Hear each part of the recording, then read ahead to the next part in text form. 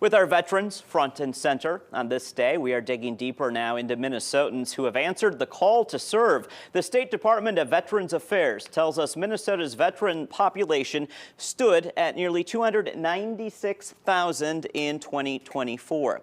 Well, a number provides perspective. We know this figure here represents so much more. These are people, actual people, loved ones, our family and friends who selflessly have defended our freedoms. Here's where our veterans served: nearly 100,000 during the Vietnam War, with more than 73,000 serving during times of peace.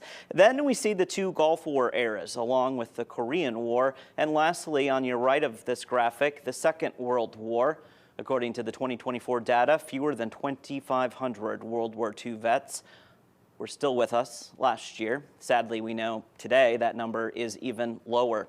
So we go to this question: how many veterans call Southeast Minnesota counties home? This graphic provides you with that answer. Again, this is the 2024 snapshot from the state, the latest data available. We find Olmsted with more than 8,000 vets, Mower County with more than 2,300, and Fillmore with around 1,200. You add up all of these 10 counties and you get more than 25,000 veterans in our area. Putting that in perspective for you, 25,000 is roughly the population of Austin or Winona.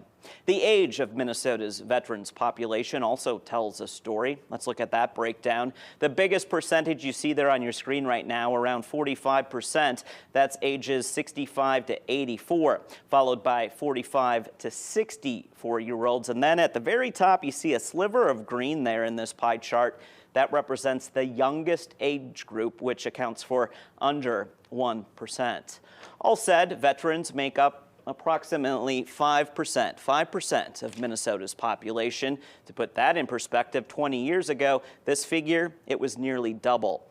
I want to wrap up here tonight's Digging Deeper report with a quote I found for you from our very first president. It goes like this: George Washington once said, "The willingness with which our young people are likely to serve in any war, no matter how justified, shall be directly proportional to how they perceive the veterans of earlier wars were treated and appreciated by their nation."